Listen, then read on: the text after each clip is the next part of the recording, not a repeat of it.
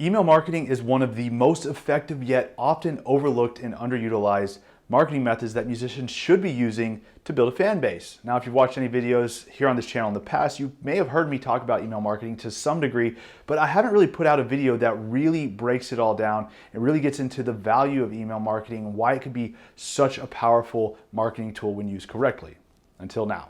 I've been receiving a lot of requests for this lately, so I decided to create a video that really explains why email marketing is something that you should absolutely be using to build a fan base, how it works and how to do it the right way, and the exact steps that you need to take to use email marketing to grow a following for your music. Now, one of the reasons that I haven't created this video before is simply because there's way too much information to cover everything that I just mentioned effectively in just one short 10 to 15 minute YouTube video. So that's why this is going to be the first video in a series that I'm releasing here on the YouTube channel on email marketing for musicians. So if you find this topic interesting and you want to learn more about how you can use email marketing to promote your music and get more fans, be sure to subscribe to this channel and tick the little bell icon so you can be notified as each of the upcoming videos are released. Now, in this first video, we're going to cover the basics of why email marketing is such a powerful way to build your fan base, the benefits and limitations of email marketing, and how it fits into a well-rounded, effective approach to your music marketing.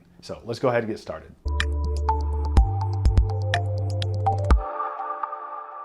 What's up guys, Justin here, and in this video I'm going to cover the basics of why email marketing is such a powerful, effective tool for building your fan base for your music, how it works, and how you can utilize it effectively. Now, when it comes to promoting your music on the internet, there are really three main areas where you can focus your promotional efforts to build a following. There's streaming platforms, social media, and your email list. Now, each one of these areas has unique benefits that others don't. So ultimately, you really want to grow in all three of these areas, but in order to do that effectively, you really need to understand the benefits and limitations of each. So for streaming platforms, the main benefit is that this is where your music is.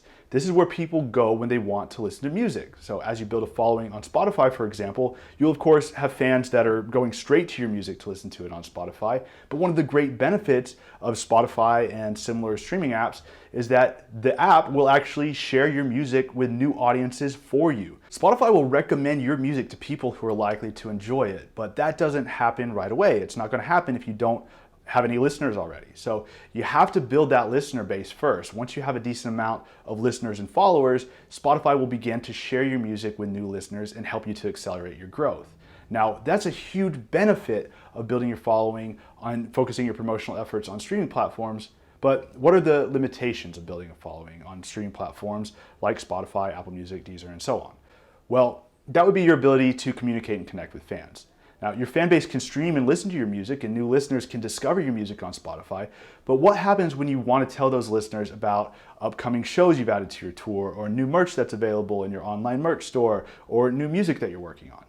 Well, you don't really have the ability to really effectively make those kinds of announcements and reach fans just because they're listening to your music on Spotify or because they've listened to it before. At least not at this time. Maybe that'll change one day, who knows? But you do have the ability to make those kinds of announcements to your followers on social media and fans subscribe to your email list. So that's one of the big benefits of social media and email is your ability to communicate and connect with your fans. Let's start with social media. Now, besides having the ability to communicate and connect with your fans, social media actually has a unique benefit that email doesn't. That's the ability to go viral. When you post content on social media, your followers will share that with others, and then those people will share your content with other people, and then those people will share your content with other people, and on and on and on. Or at least that's something that could happen. It's actually pretty rare and not something that you can ever count on. But even if your content doesn't go viral, there's still the possibility that it can reach new audiences when your existing followers share it with their friends. That being said, if you're finding this video helpful, please don't hesitate to share it with other people you know that might find it helpful as well. Now, in addition to possibly reaching new audiences when your content's shared by your existing followers, social media platforms like Facebook and Instagram will actually share your content with new audiences for you if it gets a lot of engagement. So one of the big benefits of social media that you don't get from email is the potential to have your content reach new audiences that haven't discovered you yet. Now, that's just not likely to happen when you send out emails to your fans. Those emails might get shared, but probably not as much as content on social media, and there's not an algorithm that's going out there sharing your emails with other people that aren't subscribed to you.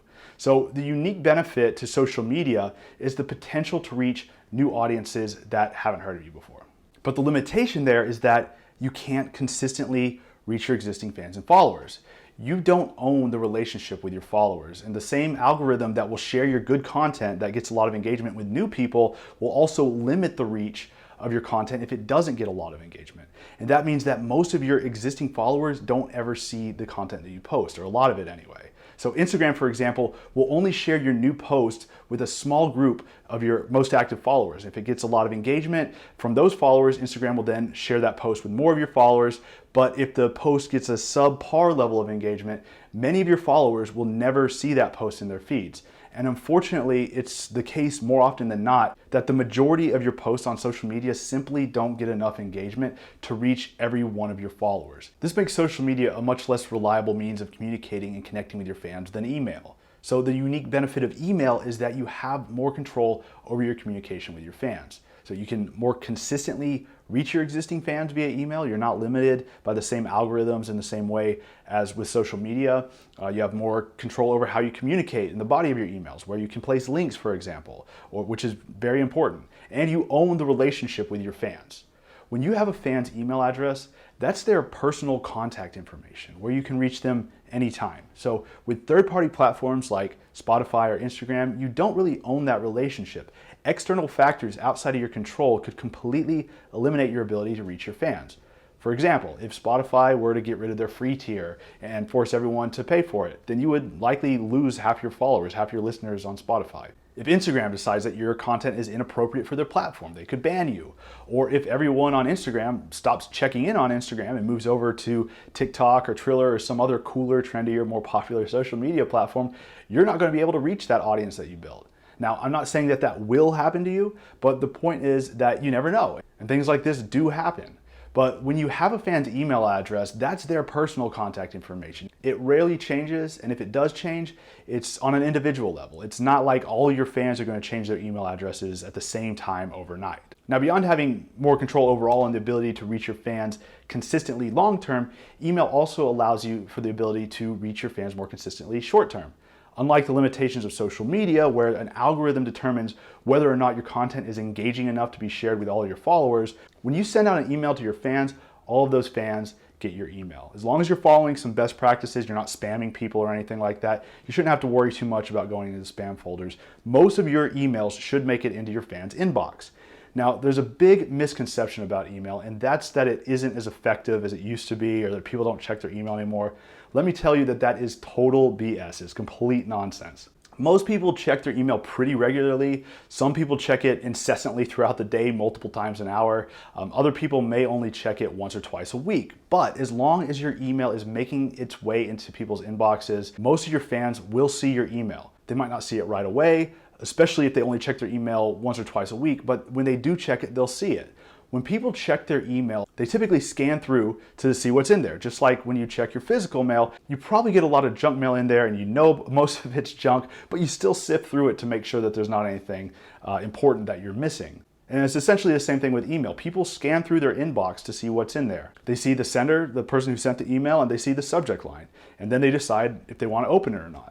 Now, a typical open rate on emails, if you're doing a pretty good job, is about 20%, meaning that about 20% of your fans on average will likely open any given email that you send out. But those are opens. So even though somebody might not open your email, they usually at least see that they received something from you and they see the subject line. In most cases, when you post on social media, 20% of your followers probably won't see the post at all. It's usually quite a bit less than that. But what you have to realize about email is that the majority of your fans on your email list actually see your email. They might not open it. Only 20% of them might actually open the email, but most of them will see that you sent something and they'll see the subject line. So when you post an announcement on social media, like you just scheduled new tour dates, a lot of your followers may never see that post. But when you send out an email with new tour dates in the subject line, most of your email subscribers will see that and be aware that you've posted new tour dates. They may or may not open the email, but they at least know that new tour dates have been scheduled. That's an example of how you can consistently reach your fans with email. Even if they don't open it, they at least see that they got something from you. They see the subject line. So that's one of the main benefits of your email list, is that you have more control over your communications with your fans. You're able to reach them more consistently. The limitation is that your emails are, for the most part, limited to your existing fan base. There's not an algorithm that's going out there finding new fans to share your emails with, like on a social media platform. When you have a lot of people streaming music on Spotify, Spotify's algorithm is going to go out there and find new audiences similar to your existing listeners to share your music with. When you're getting a lot of engagement on Instagram, Instagram's going to push your content on the Explore section to help you get discovered by people that haven't heard of you before and don't follow you yet. Now, you don't have that with email. Your emails are typically only ever going to reach your existing subscribers, people that have already signed up to receive those emails. But that's actually a good thing, and the reason for that will be more apparent as we continue through this series. But again, the point of all of this is really to understand how all these different things, streaming, social media, and email, all fit together in terms of your overall music promotion, promoting your music and building your fan base. So quickly to recap all of that, the unique benefit of building a following on streaming platforms is that this is where people are already listening to music, and the algorithms on those platforms will share your music with new listeners that are likely to enjoy it. Now, the limitation there is that you don't really have the ability to communicate and connect with fans like you do with social media and email. Now, the unique benefit of social media, beyond simply being able to communicate and connect with fans, is that you could end up getting a lot of exposure to new audiences when your content is shared by users and by the algorithms that drive those social media platforms. The limitation there is that you don't actually own that relationship with your followers. You don't have as much control over how you communicate with your followers, how consistently you can reach them. Algorithms can limit your ability to reach your existing followers if your posts aren't getting a lot of engagement. And the unique benefit to email is that you do own that relationship with your fans. You have their personal contact info and you can reach them consistently. And you have more control over how you communicate with them. Specifically, the ability to place links in the body of your email to take that fan anywhere on the web that you want them to go, whether it's your merch store, social media, Spotify, whatever. But the limitation there is that when you send those emails out to your fans, most of the time that content's going to be limited to just those fans. You're not going to get exposure to new audiences. Now, there are exceptions to this, of course. You could run a contest that would incentivize your existing fans to share your stuff, and that could absolutely help you reach tons of new fans. Again, this goes back to having more control over how you communicate with your fans. But my point here is that you don't have those algorithms that are actively trying to push your content out to new audiences like you have on streaming platforms and social media. So those are the benefits and limitations of each of the three main areas online that you're going to want to build an audience for your music and connect with your fans: streaming, social media, and email. Now, in any of these three areas, you can divide your music promotion into two parts: building your following and engaging that following. So making people aware that your music exists and then keeping them engaged so that they become fans. So you build your following on streaming platforms and you keep them engaged by releasing new music. You build your following on social media and you keep them engaged by posting good content. You build your email list and then you keep that audience engaged with the emails that you send out. Now, I'll talk about both of these things in this series: how you build your email list and how you keep your audience engaged. But before we move on to building your email list, we're first going to cover the engagement side of things, because that's the point of building your email list in the first place: to connect with people that have discovered your music and cultivate that relationship to ascend them along the path from simply knowing who you are to becoming fans of yours and ultimately becoming super fans, at least for some of them, that will actually come out to your shows, buy your music and merch, and share your music with their friends. So now that we've covered the benefits and limitations of building a following on each of the primary areas of music marketing, streaming, social media, and email, you should now be able to see why email marketing is such an important part of a well-rounded approach to marketing your music. So in the next video in the series, I'll explain how to use email marketing effectively to cultivate your following and build a fan base. So if you found this video helpful, please give it a thumbs up and let me know in the comments section. And again, if you're not already subscribed to this channel, go ahead and subscribe now and tick that little bell icon to be notified as soon as the next video in the series is released here on the channel. So thanks for watching this video. I'll see you in the next one.